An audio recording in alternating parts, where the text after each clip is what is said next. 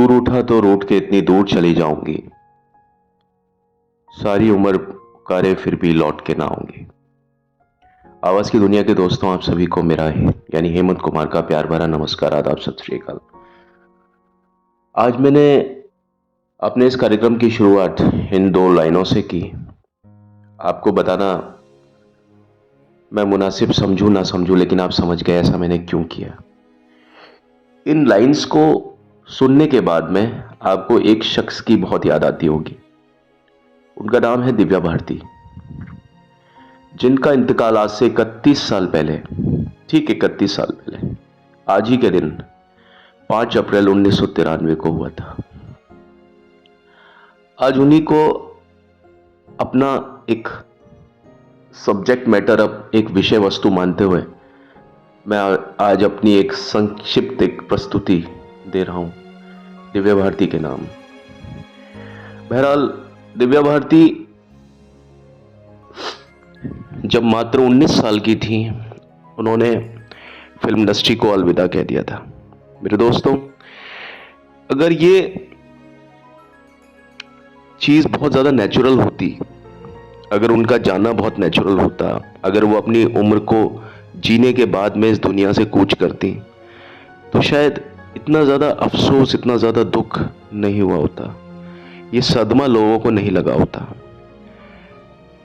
मैं उस चीज का प्रत्यक्षदर्शी हूं। हालांकि मैंने दिव्या भारती को अपनी आंखों से नहीं देखा कभी भी, लेकिन उनके जाने के बाद में क्या आलम हुआ, लोग बाग किस कदर, किस हद तक दिव्या भारती के दीवाने थे, किस तरह से पागल थे, ये मैं आपको आज बताना चाहूंगा। आपने सुना होगा दिव्या भारती के बारे में, लेकिन दिव्या भारती को जो व्यक्ति पसंद करते थे ना, आज भी मैं जब उन व्यक्तियों से मिलता हूं, आज तो उन लोगों की उम्र आप समझ लीजिए कि आज दिव्या भारती होती तो करीब 50 साल की होती। तो जिन लोगों की उम्र 50 साल, 55 साल है ना, आज भी उनके कमरों में सिर्फ दिव्या भारती की फोटो ही लगी रहती है। मैं जयपुर से हूं, और जयपुर में मैं जब भी कभी अजमेरी गेट या ऐसी जगह पर जाता था किसी काम से, वहां अक्सर एक व्यक्ति जो कि भीख मांगता था। अब मुझे समझ में नहीं आता था कि वो व्यक्ति कैसे तो भिखारी बना। मैंने कभी उससे पूछा नहीं, क्योंकि वो माहौल था नहीं मेरे लिए। लेकिन वो व्यक्ति जब भीख मांगता था ना,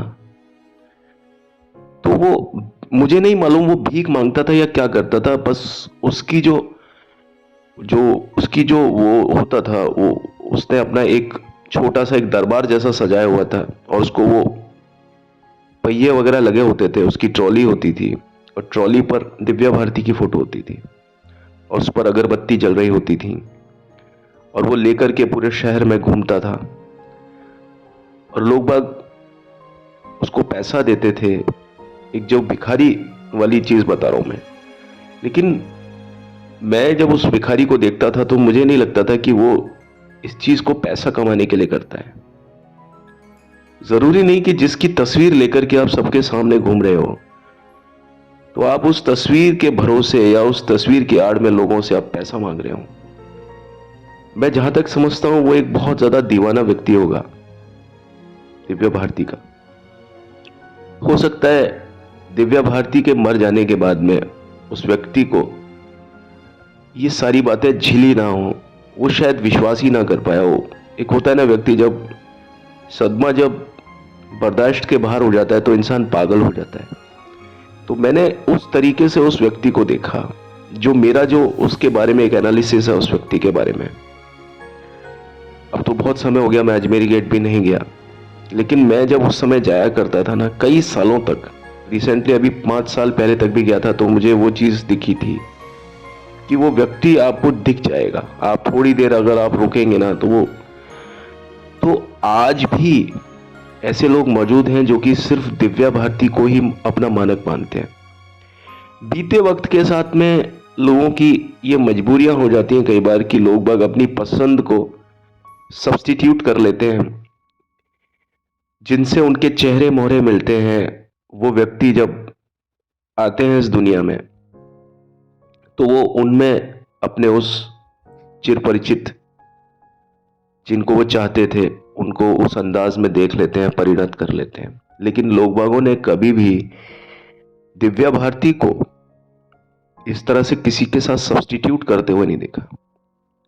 मैं कई लोगों को जानता हूं जिनकी पसंद दिव्या भारती रही और आज भी वो सिर्फ दिव्या भारती ओनली ही लिखते हैं अपने पीछे।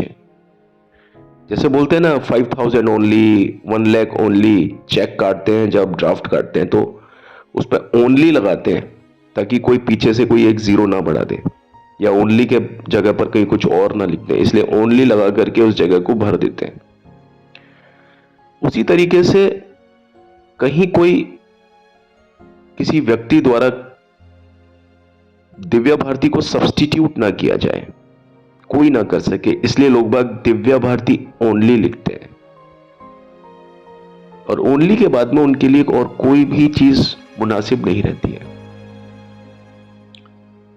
दिव्या भारती का नाम वो नाम है जो कि कभी भी फिल्म इंडस्ट्री से नहीं हटाया जा सकता और ये बहुत कम लोगों के साथ होता है कि बहुत कम समय में उस व्यक्ति ने दुनिया की सारी दौलत, शोहरत, इज्जत कमा ली हो और उनको कमाने के बाद में वो व्यक्ति, कहते हैं ना कि कोई व्यक्ति अपनी जिंदगी 100 साल जीता है और एक दूसरा व्यक्ति होता है कि जो 100 साल में जो वो कुछ करेगा, जो वो उपलब्धियां हासिल करेगा, नाम ख्याति जो हासिल करेगा, वो उस व्यक्ति ने महज 19 साल में कर लिया।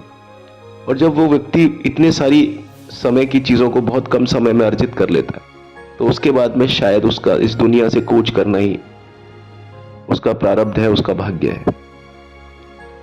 लेकिन साहब 19 साल की उम्र कुछ उम्र नहीं होती है, आप समझें। 19 साल की उम्र वो होती है जब बच्चे स्कूल्स में होते हैं, आप समझिए 12th क्लास में। अगर कोई बच्चा थोड़ा सा लेट होता है तो 18-19 साल की उम्र में कई बार बच्चा 12वीं में होता है या वो कॉलेज जाने की स्थिति होती है कि भाई कॉलेज में उसने पैर रखा ही होता है। लेकिन उस समय तक भी दिव्या भारती करीब 20 फिल्में फ्लोर पर आ चुकी थी और उन्होंने अपने करियर की शुरुआत तमिल और तेलुगु फिल्मों से की थी, यह आपको शायद मालूम होगा, और वो सारी हिट फिल्में थी। और अगर हम 1992 की बात करते हैं, खास तौर पर बॉलीवुड मूवीज की, तो 1992 की जितनी भी फिल्में थी ना, सारी दिव्या भारती के नाम थी। मसलन दिल का क्या कसूर, जिसमें उनके अपोजिट थे पृथ्वी, शोला और शबनम गोविंदा के साथ, दीवाना और दिल आशना है शाहरुख खान के साथ। अब मैं अगर दिल का क्या कसूर की बात करता हूं तो दिल का क्या कसूर फिल्म के गाने मुझे बताने की जरूरत नहीं है कितने मेगा हिट थे, कितने ब्लॉकबस्टर थे। आज भी आप बजाते हैं, मजा आता है, अच्छा लगता है। उसमें एक कलाकार थे पृथ्वी जो उनके अपोजिट थे, उनको कोई जानता भी नहीं था, लेकिन उस समय तक दिव्या भारती एक बहुत बड़ा नाम बन चुकी थी। लेकिन दिव्या भारती के मन में कोई ऐसा स्टिग्मा नहीं था कि मुझे अब एक किसी नए कलाकार के साथ काम नहीं करना है, क्योंकि अमूमन होता यह है कि जब कोई व्यक्ति थोड़ा सा हिट हो जाता है ना, थोड़ा सा, तो फिर वो नए लोगों के साथ काम नहीं करता, वो फिर जो इंडस्ट्री में पहले एस्टेब्लिश्ड लोग होते हैं ना, उनके साथ ही काम करना चाहता है। इस समय तक 1991 में विश्वात्मा फिल्म आ चुकी थी, 7 समुंदर पार, मैं तेरे पीछे पीछे आ गई। वो गाना कितना बड़ा हिट है, आज भी डिस्कोथेक में बजता है, कहीं बजता है, तो लोगों के लगता है वो आज अभी हमारे आंखों के सामने रिकॉर्ड हुआ है। उस समय वो सनी देओल के अपोजिट आ चुकी थी। सनी देओल उस समय फिल्म इंडस्ट्री का बहुत बड़ा नाम थे। घायल, अब देखिए घायल फिल्म के बाद में सनी देओल बहुत बड़ा नाम हो चुके थे। उनके बाद में अब ये फिल्म, जैसा मैंने बताया, दिल आशना में वो शाहरुख खान के साथ थी, दिल का क्या कसूर में पृथ्वी के साथ, जो कि नए थे उन्होंने। लेकिन दिव्या भारती इस चीज से बिल्कुल भी, उनके मन में ऐसा नहीं था कि ये नया कलाकार है, मुझे इसके साथ नहीं आना चाहिए। उसी तरह से फिल्म आई थी बलवान में सुनील शेट्टी का स्टार्ट हुआ था। बहुत कम लोग थे जो सुनील शेट्टी के साथ काम करने को तैयार थे। शुरुआत में कोई रिस्क नहीं लेता, बलवान फिल्म फूल और कांटे के साथ में रिलीज हुई थी। बलवान फिल्म को शायद कोई इतना नहीं जानता, लेकिन बलवान फिल्म में सुनील शेट्टी के साथ में काम करने के लिए तैयार हुई थी दिव्या भारती। यानी दिव्या भारती बहुत सपोर्टिव थी, जिनको बोलते हैं ना भाई सच्चा और अच्छा इंसान। और उनके बारे में उनके जितने भी सह कलाकार थे, उनके जो साथ के जितने लोग थे जो उनके साथ जो काम करते थे पर्दे पर और पर्दे के पीछे, वो दिव्या भारती को एक बहुत सुलझा हुआ इंसान, यारों का यार, दोस्त, एक ऐसे पर्सनैलिटी जिसके दो चेहरे नहीं होते थे, उस तरह का इंसान मानते हैं, उस तरीके से जानते हैं। सुनील शेट्टी अपने इंटरव्यू में उनकी बहुत तारीफ करते हैं और वो ऐसे ही बताते हैं कि उस जैसी लड़की, उस जैसी कलाकार कोई हो नहीं सकती। वो एक ऐसी कलाकार थी। और एक्टिंग में भी आप देखिए कि वो बताते हैं कि वैसे तो वो एकदम बच्चों की तरह और एकदम टीनेजर्स की तरह बात करती थी, बहुत ज़्यादा बचपना था उनमें, लेकिन जैसे ही कैमरा चालू हो जाता था तो उनकी एक्टिंग का जो लेवल होता था, अपने रोल में इतना ज़्यादा घुस करके वो काम करती थी कि हमको लगता था कि यार इनसे अच्छी कोई कलाकार नहीं हो सकती।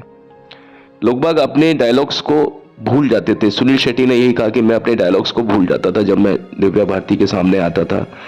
फिल्म बलवान के बारे में उन्होंने कहा। और ऐसा ही कुछ इत्तेफाक उनके अक्षय कुमार के साथ भी हुआ, और कई लोग जो उनके बारे में बताते हैं वो एक जैसी चीज ही बोलते हैं। बहुत कम समय में जो उन्होंने उपलब्धि हासिल की वो कोई कर नहीं सकता। उनकी जो शुरुआत थी, वो एक फिल्म आई थी, उसका नाम था नीला पेन्ना।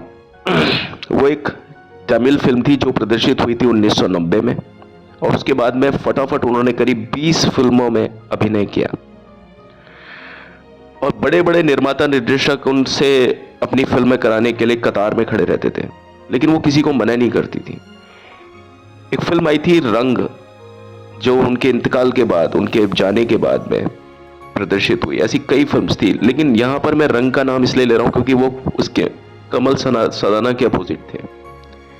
कमल सदाना भी उस समय इंडस्ट्री का इतना बड़ा नाम नहीं थे, लेकिन फिर भी दिव्या भारती ने कमल सदाना के साथ काम किया, क्योंकि उनके मन में ऐसा कोई स्टिग्मा नहीं था कि भाई मैं किसी नए व्यक्ति या किसी ऐसे व्यक्ति के साथ क्यों काम करूं जिसको कोई जानता नहीं है। हालांकि कमल सदाना भी ब्रिज सदाना के बेटे रहे हैं, लड़के रहे हैं, जिन्होंने विक्टोरिया नंबर 203 बनाई। और ब्रिज सदाना ने भी फिर बाद में, अभी करीब 7-8 साल पहले, 10 साल हो गए, ब्रिज सदाना ने भी उसको दोबारा से, कमल सदाना ने भी उस फिल्म को दोबारा से बनाया। लेकिन कमल सदाना की उस समय एक फिल्म आई थी बेखुदी, जिसको नोटिस नहीं किया था किसी ने, काजोल के साथ में, काफी पहले की फिल्म थी वो।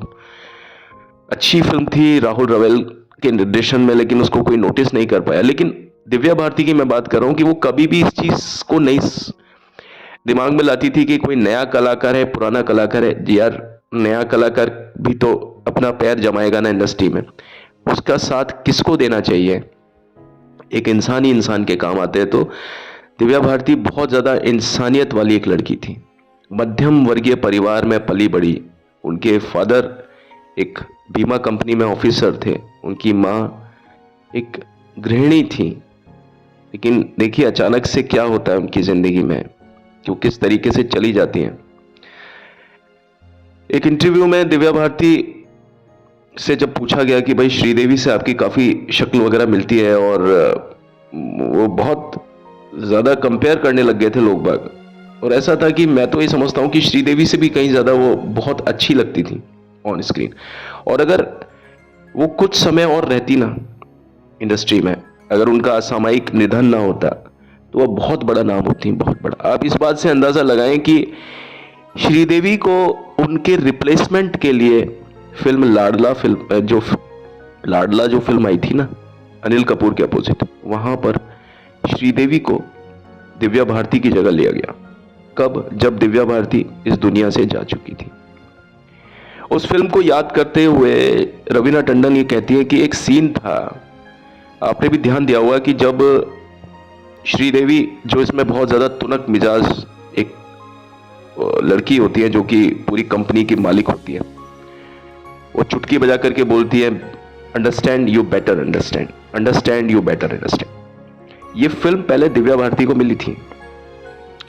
और इसमें जो मैं शॉट बता रहा हूं उसमें क्या होता है कि श्रीदेवी गुस्से में आकर के, एक सीन आता है जिसमें अनिल कपूर झूठ बोल करके छुट्टी मांगता है श्रीदेवी से, ये बोल करके कि मेरी माँ बीमार है, लेकिन वो चला जाता है एक टूर्नामेंट में हिस्सा लेने के लिए, जहां वो साइकिल जीत जाता है। और मालूम चलता है कि साइकिल जीतता है तो वो साइकिल श्रीदेवी को ही उसके हाथ से दिलवानी थी साइकिल, क्योंकि जिस प्रोग्राम में अनिल कपूर हिस्सा लेते हैं साइकिल जीतने का या ट्रांजिस्टर जीतने का, उस प्रोग्राम की जो चीफ गेस्ट होती है वो श्रीदेवी ही होती है। तो जब श्रीदेवी उनको अपने हाथ से जब वो ट्रॉफी देती है, साइकिल देती है, तो श्रीदेवी का गुस्सा सातवें आसमान पर होता है, लेकिन श्रीदेवी उस गुस्से को प्रदर्शित नहीं कर सकती हैं। तो वो जब अनिल कपूर जब अगले दिन इंडस्ट्री में आते हैं, वो उस फिल्म में एम्प्लॉय होते हैं, वर्कर होते हैं, हालांकि वो श्रीदेवी के इसमें पति भी होते हैं, कुछ ऐसा ही होता है। अच्छी सी मूवी थी। तो उस समय जब श्रीदेवी उनको उनके ऑफिस से, उनके काम से हटाती है, फायर करती है उनको भी हटाती है, रवीना टंडन वगैरह सबको हटाती है, उसके बाद में इंडस्ट्री में आंदोलन हो जाता है। तो वो जो सीन था ना कि जहां पर श्रीदेवी आकर के अनिल कपूर को उस इंडस्ट्री से आउट करती है, वो जो सीन था ना, वहां पर श्रीदेवी अटकती है बहुत ज्यादा डायलॉग बोलने में। रियल में जब शूटिंग हो रही थी तो उस पॉइंट पर श्रीदेवी अटक रही थी बार बार। तो श्रीदेवी को लगा कि मैं क्यों अटक रही हूं उस डायलॉग को बोलने में, और जबकि श्रीदेवी बहुत बड़ा नाम हो चुकी थी और वो बहुत ज्यादा एक्सपर्ट थी इन सारी चीजों के लिए, जिसने चालबाज फिल्म बनाई। चालबाज में आप देखिए क्या बनाया है उन्होंने, मतलब उससे अच्छी एक्टिंग कोई कर सकता है क्या? श्रीदेवी से अच्छी। सदमा में श्रीदेवी, उनसे अच्छी कोई एक्टिंग हो सकती है क्या? और वो जो श्रीदेवी थी, वो जब लाडला का ये सीन कर रही थी जिसमें वो अनिल कपूर को फायर करती है, इंडस्ट्री से बाहर निकालती है, रवीना टंडन भी होती है साथ में, उस छोटे से डायलॉग पर श्रीदेवी बार बार अटक रही थी। साथ में शक्ति कपूर भी थे फ्रेम में। तो इस बात को याद करते हुए ये लोग थोड़ा सा डर जाते हैं। कौन लोग? ये तीनों चारों लोग, क्योंकि इन्हें मालूम था कि इसी डायलॉग पर दिव्या भारती भी अटक रही थी जब वो इस फिल्म का हिस्सा थी। लेकिन क्योंकि दिव्या भारती की डेथ के बाद में, भाई अब क्या कर सकते हैं, फिल्म की 50% से ज्यादा शूटिंग होना बाकी थी, तो इसलिए तुरंत प्रभाव से दिव्या भारती की जगह श्रीदेवी को लिया गया। अब श्रीदेवी भी इस जगह पर अटक रही है डायलॉग पर, जहां दिव्या भारती अटक रही थी ना, इसी पॉइंट पर, इसी डायलॉग पर, इसी लोकेशन पर, वहां पर श्रीदेवी भी अटक रही है। तो ये मान लिया गया कि भाई कहीं ना कहीं कुछ ना कुछ है। यानी दिव्या भारती के बारे में बताया गया कि ऐसा लगा सभी को कि दिव्या भारती की जो आत्मा है वो यहीं पर ही है, हमारे इस बीच में है, इस सीन पर है। और ऐसा होता भी होगा। मैं नहीं समझता कि इस दुनिया में बहुत सारी चीजें हैं जो हमारे कल्पना और हमारी सोच के बहुत परे हैं। ऐसा होता भी होगा, मैं उस पर कोई कटाक्ष नहीं करना चाहता। तो उसके बाद में शक्ति कपूर के इंस्ट्रक्शन पर, शक्ति कपूर के मतलब सुझाव पर, वहां पर कुछ गायत्री मंत्र वगैरह, कुछ पूजा अर्चना की गई, उस तरह से नारियल वगैरह फोड़ा गया और कुछ धार्मिक अनुष्ठान किया गया। उसके बाद में जब उस डायलॉग को बोला गया, उसके बाद में फिर उस शूटिंग को दोबारा से किया गया, तो पता चला कि फिर वो डायलॉग आराम से बोल दिया श्रीदेवी ने, वहां पर फिर वो नहीं अटकी। तो ये कुछ बात ऐसी थी जो श्रीदेवी ने अपने इंटरव्यू में बताई। एक फिल्म पत्रिका थी, उसमें इस बात को पर उन्होंने जिक्र भी किया। अब मैं क्या कहूं उनके बारे में, दिव्या भारती के बारे में जब मैं बात करता हूं तो मुझे थोड़ा सा परेशानी और रोना भी आता है। एक 19 साल का बच्चा, मैं तो उनको बच्चा ही कहूंगा, आप समझिए कि उन्हें फिल्म शूटिंग के लिए कहीं जाना है, बाहर लोकेशन पर, बेंगलोर जाना है, मद्रास जाना है। उस समय चेन्नई को मद्रास बोलते थे। अब सोचिए कि क्या उनकी किस्मत खराब नहीं थी कि जिस दिन उनको शूटिंग के लिए निकलना था उसी दिन उनकी डेथ हो गई, उसी दिन वो मर गई, इस दुनिया से चली गई। हुआ यूं था कि उनके पैर में कोई थोड़ा दिक्कत हो गई थी, कोई चोट वोट लग गई थी, इस कारण से वो एक दिन अपने घर पर ही रही। उन्हें अगले दिन निकलना था शूटिंग के लिए। अगर उनके पैर में चोट न लगी होती तो वो उसी दिन जिस दिन उनकी मौत हो गई, उनकी डेथ हो गई, उसी दिन वो बेंगलोर या मद्रास के लिए निकल चुकी होती। लेकिन उनके साथ में दिक्कत हुई तो उनको रुकना पड़ा। तो फिर क्या हुआ कि वो सीन आया कि उनके साथ में कुछ लोग मिलने के लिए आए, है ना। और मतलब क्या बोले अब आपको कि जो चीज होने वाली होती है ना, वो किसी ना किसी तरीके से बहाने ढूंढती है आपके लिए। मौत आपके पास आने के लिए बहाने ढूंढती है। उन्हें उसी खिड़की पर जाकर के बैठना था जहां वो रोज बैठती थी। अब देखिए, कोई व्यक्ति रोज उसी खिड़की पर जाकर के बैठ रहा है। हम इस बात से भी इनकार नहीं करते कि उन्होंने उस समय शराब भी ले रखी थी, लेकिन ऐसा कोई दिन नहीं होता था कि जो वो इस तरह से नहीं बैठती उस खिड़की पर। अब ऐसा क्यों मान ले हम कि वो उस दिन गई तो अपनी गलती से गई, जबकि वो वहीं बैठती थी, उस खिड़की पर ही वो बैठा करती थी हमेशा। हाँ, एक चीज थी कि उस खिड़की के पीछे ग्रिल नहीं लगी थी। और मैं सभी से ये बोलता हूं कि आपकी छोटी छोटी जो लापरवाही होती है ना, वो आपको कई बार जिंदगी से मौत की तरफ ले जाती है। ये एक लापरवाही हुई, और मैं कहता हूं 18-19 साल के, 19-20 साल के बच्चे जो होते हैं ना, वो इस तरह की लापरवाही बहुत करते हैं। उनके पैर में चोट लगी हुई थी और वो किचन की तरफ आई। किचन में बताते हैं कि वो खिड़की थी। कुछ लोग उसको ये भी बोलते हैं ड्राइंग रूम की खिड़की थी, कुछ लोग बोलते हैं किचन की खिड़की थी, लेकिन रिपोर्ट के मुताबिक वो किचन की खिड़की थी जहां पर वो बैठा करती थी। वो आई, वहां पर उनकी जो मेट थी खाना वाना बनाने वाली, वो खाना वगैरह बना रही थी। मैं जैसा कि मैंने कहा कि वो घर में सभी से बराबर बात करती थी, उनके लिए नौकरानी और महारानी ऐसा कोई उनके दिमाग में कोई इस वो नहीं था, भेदभाव नहीं था।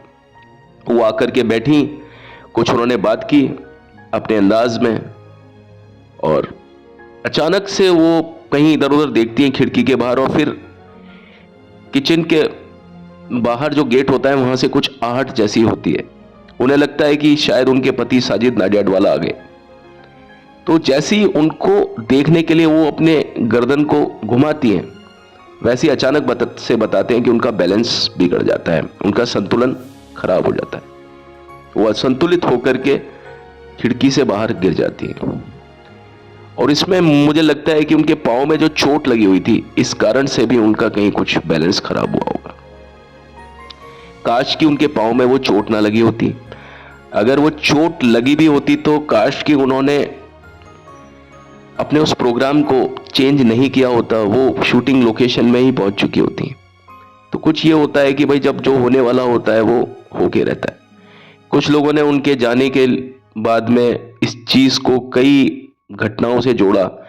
कुछ लोगों ने कहा कि भाई दिव्या भारती का मर्डर हुआ है, उनके साथ में उनके पति के संबंध अच्छे नहीं थे, या कुछ लोग बोलते हैं कि उन्होंने अपने पति को नीता लुल्ला के साथ में कुछ आपत्तिजनक अवस्था में देख लिया था अपने घर में, तो उन दोनों ने मिलकर के, साजिद नाडियाडवाला ने और नीता लुल्ला और उनके पति ने मिलकर के उनको मारा है। लेकिन ऐसा नहीं था।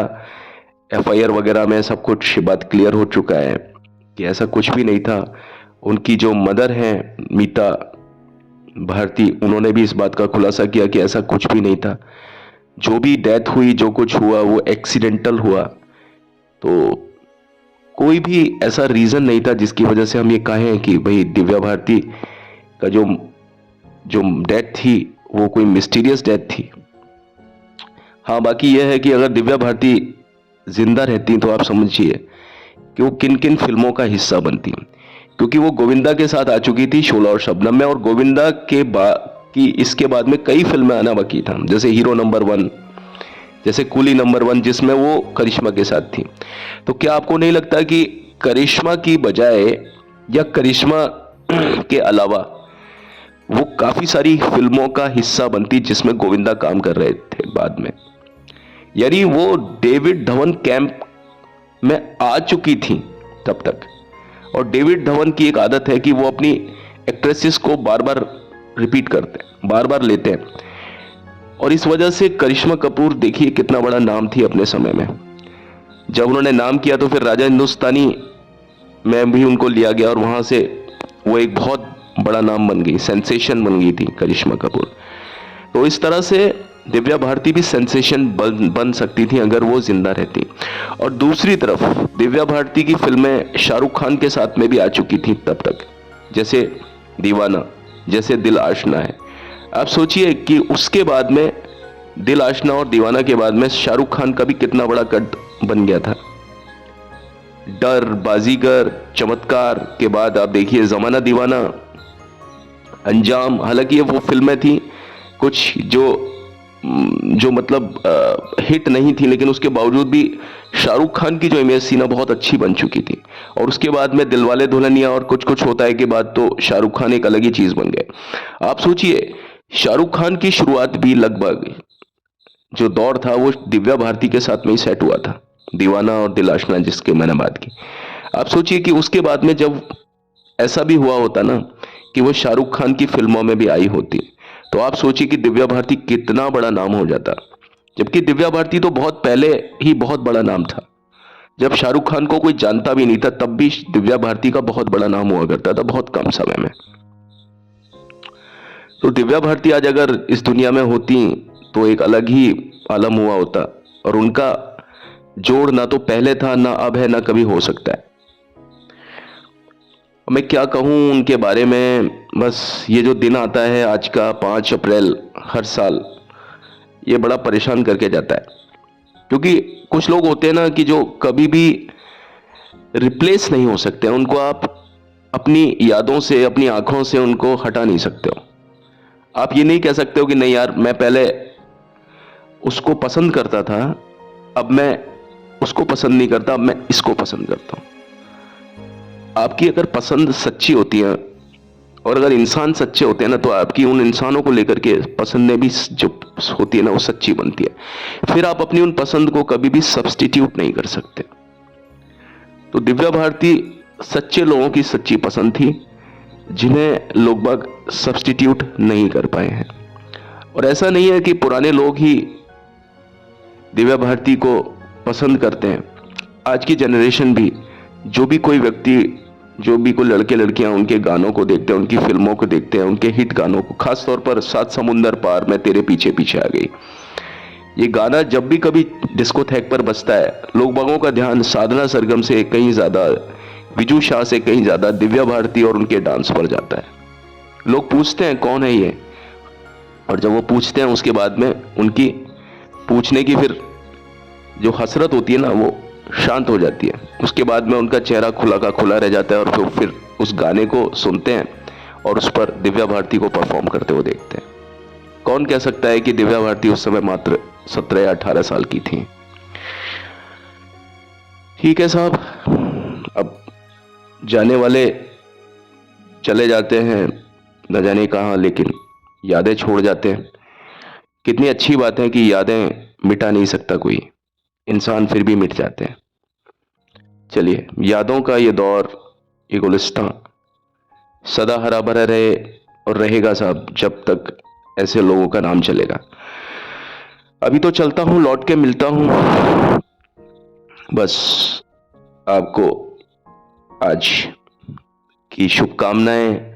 आप लोग खुश रहें, आबाद रहें, मस्त रहें, और अपनी जिंदगी का निर्वहन बड़ी खूबसूरती के साथ करें, और जिसमें आपके ऊपर ईश्वर का फजल, उनका हाथ हो। बस यही चाहता हूं। चलने से पहले प्लीज मेरे चैनल को लाइक, शेयर, सब्सक्राइब जरूर करें। मैं हूं आपका दोस्त, आपका host Hemant Kumar. Take care, have a nice time, bye.